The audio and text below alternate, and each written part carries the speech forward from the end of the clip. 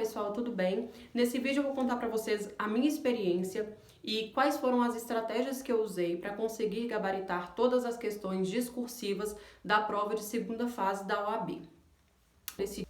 Primeiramente, eu preciso que vocês saibam que eu não me graduei agora, eu não terminei a faculdade e fui prestar a prova da ordem, não. Eu me graduei há quase 5 anos, mas eu nunca tinha cogitado advogar. Eu sempre tive em mente questão de concurso público, que eu queria fazer provas de concurso público e nunca tinha cogitado advogar.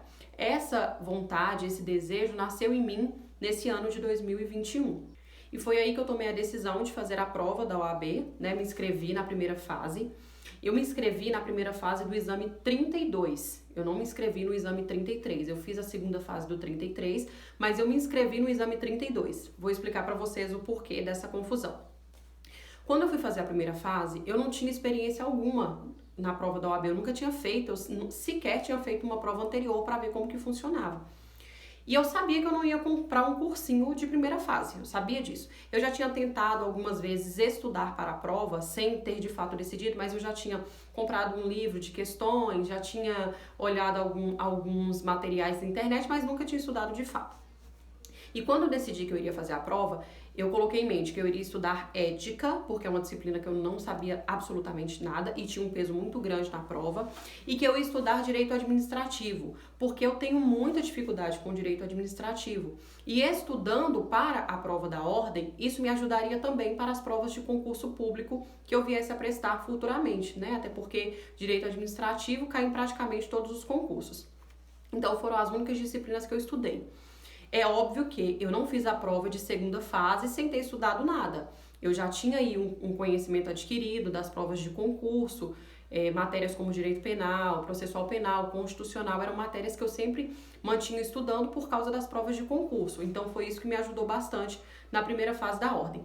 Mas voltando à questão do direito administrativo. Quando eu comprei esse curso do direito administrativo, eu me apaixonei pelo professor. Por mais que eu não gostasse da matéria, por mais que eu tenha muita dificuldade com a matéria, quando eu comecei a fazer o curso, eu comecei a achar que eu estava entendendo o direito administrativo. E comecei a achar que direito administrativo era uma matéria maravilhosa. E o professor falava muito, escolham direito administrativo para a segunda fase. É uma matéria fácil, tem poucas peças, tem poucas disciplinas, você vai ter facilidade, eu vou te ajudar a passar. E eu fui lá e caí na onda, né?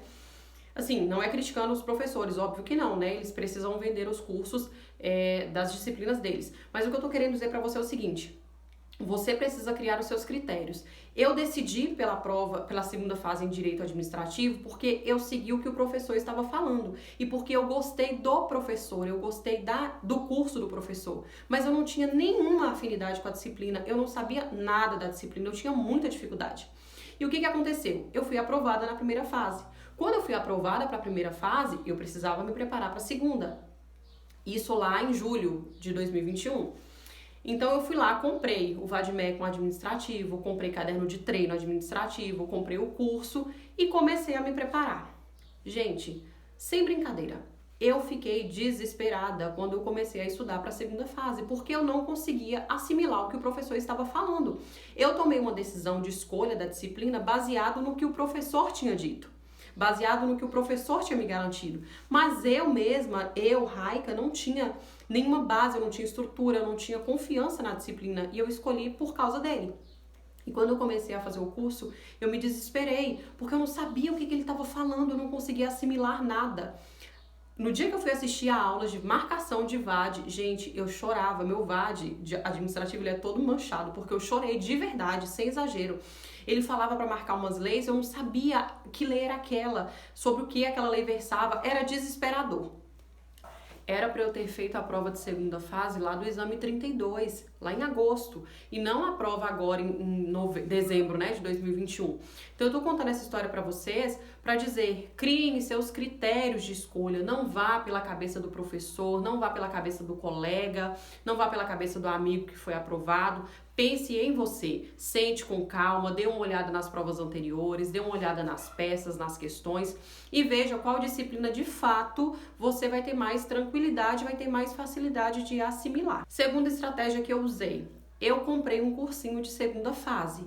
Eu não tinha noção nenhuma de como seria a segunda fase, então eu precisava de um cursinho para me direcionar.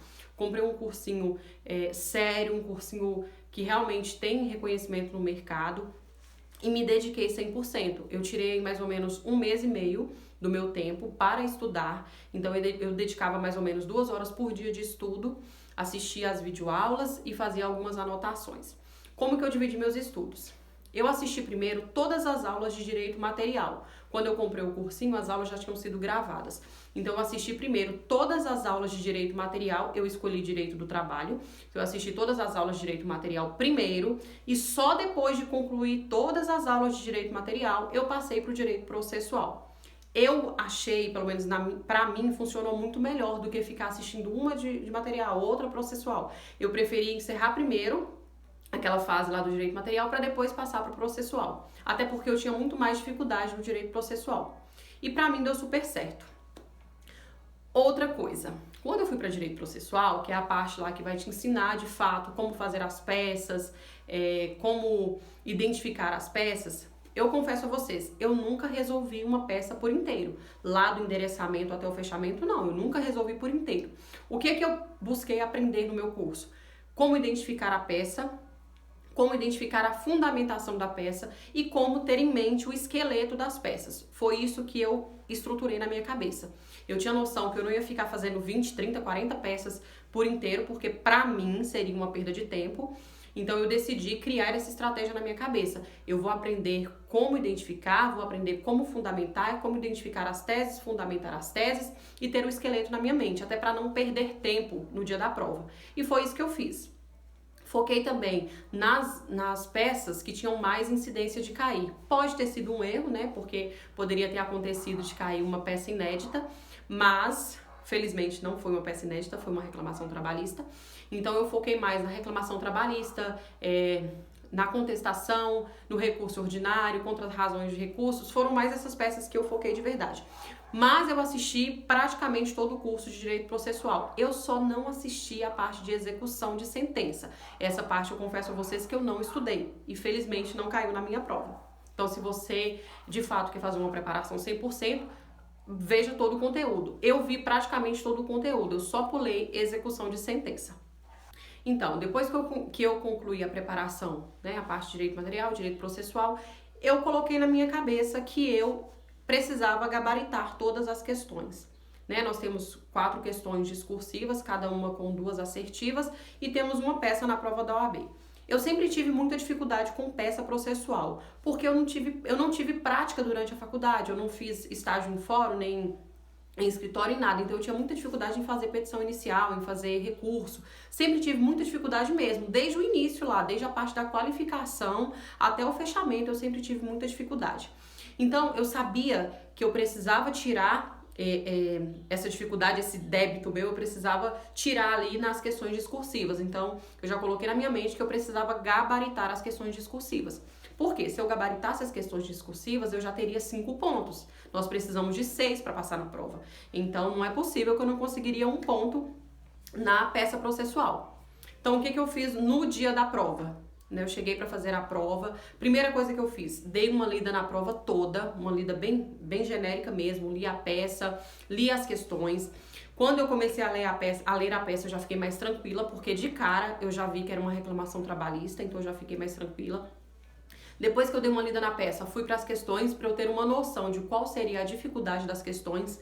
Também fui muito feliz ao ler as questões, porque eu vi que eram conteúdos que eu tinha conseguido aprender bem, então já fiquei mais tranquila. Depois dessa lida genérica, né, dessa lida total na peça, eu comecei a resolver as questões. Eu comecei pelas questões. Tem gente que começa pela peça, tem gente que começa pelas questões. Eu comecei pelas questões.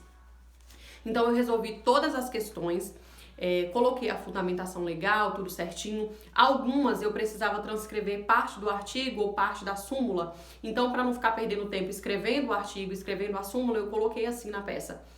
Na folha de rascunho, transcrever súmula tal, transcrever artigo tal, e isso me poupou muito tempo. Eu gastei mais ou menos uns 50 minutos a 1 hora nas questões discursivas.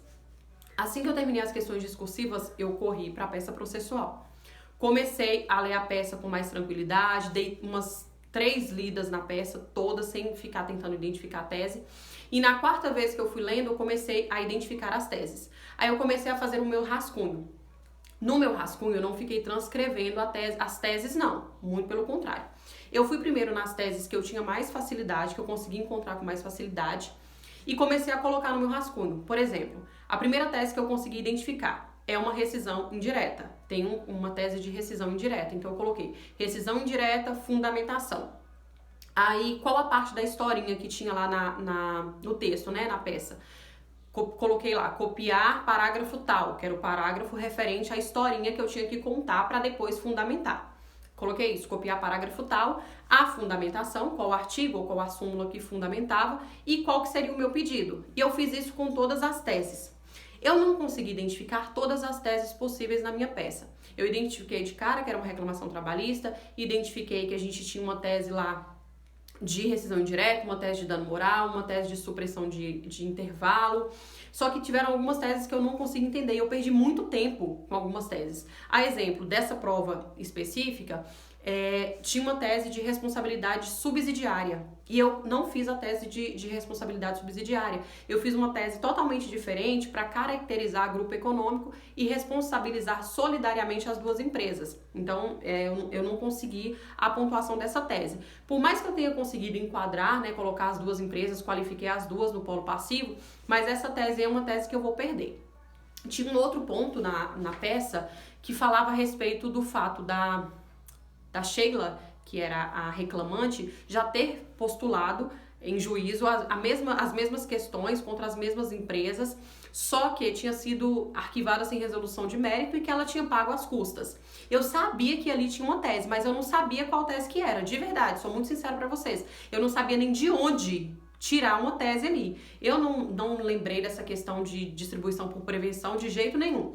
Então era uma tese que eu gastei quase 20 minutos tentando entender, procurei no meu índice remissivo, procurei no índice cronológico, não tinha nada que me remetesse àquela tese. Aí eu falei, não vou ficar perdendo meu tempo, senão não vou conseguir finalizar, deixa essa tese pra lá. Eu já tinha total noção de que eu iria acertar todas as questões, né, sem falsa modéstia, eu sabia que eu ia acertar todas as questões, então eu precisava tirar ali só um ponto daquela peça. E eu já tinha identificado qual era a peça, ali já era uma pontuação, já tinha qualificado corretamente as partes, eu sabia que a minha qualificação estava correta, já tinha identificado com certeza 4 teses, então a minha aprovação já estava garantida.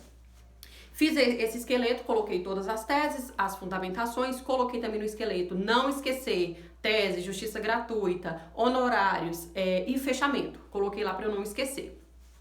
Faltando mais ou menos 2 horas, acho que sim, 2 horas para o término da prova, 1h30, 2 horas para o término da prova, eu comecei a transcrever, comecei a passar a limpo. Passei toda a minha peça a limpo primeiro e faltavam só 40 minutos quando eu comecei a passar as questões a limpo. Então quase que não deu tempo. Eu saí da minha prova faltando 15 minutos, eu saí da sala faltando 15 minutos para encerrar. Então é muito importante que você crie uma estratégia, que você pense numa estratégia de resolução da prova de segunda fase, senão não dá tempo. Quando eu saí da minha sala, só tinha terminado eu e mais 2 ou 3 pessoas. E eu dei uma olhada em volta, faltavam 15 minutos. Tinham 8 pessoas na sala e o pessoal não tinha passado a prova a limpo. Então tinha muita gente lá que não ia conseguir finalizar, não ia conseguir entregar a peça. Então é muito importante que você crie uma estratégia, que você pense como que você vai fazer. Essa questão de fazer um rascunho completo e depois passar a limpo da peça processual é complicado, é arriscado. A minha peça, particularmente, teve 4 folhas e mais uma folha de, praticamente, né, se você juntar todas as questões, deu mais uma folha de questões discursivas. Então é muito interessante que você veja uma estratégia para que você não se perca no tempo e que você consiga entregar 100% da prova.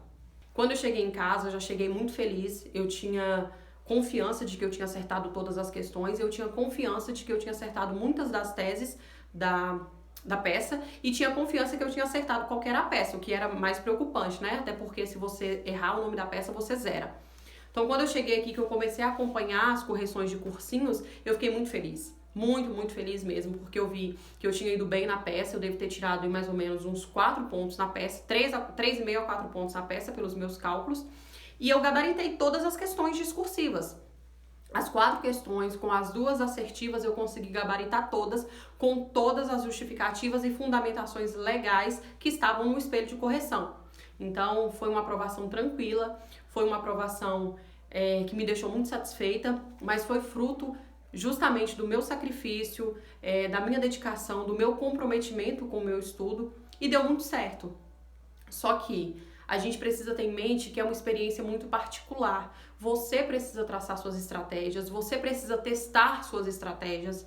Não dá pra chegar na prova só por pensar assim, eu tô com vadimeco, não vai dar certo, não preciso estudar, não preciso me preparar. Você precisa repensar antes, você precisa criar estratégias antes, você precisa testar antes, para conseguir chegar no dia da prova com tranquilidade e com confiança. E conseguir, já depois de sair da prova, ter essa sensação de dever cumprido, de que deu certo, de que você se esforçou e que valeu a pena.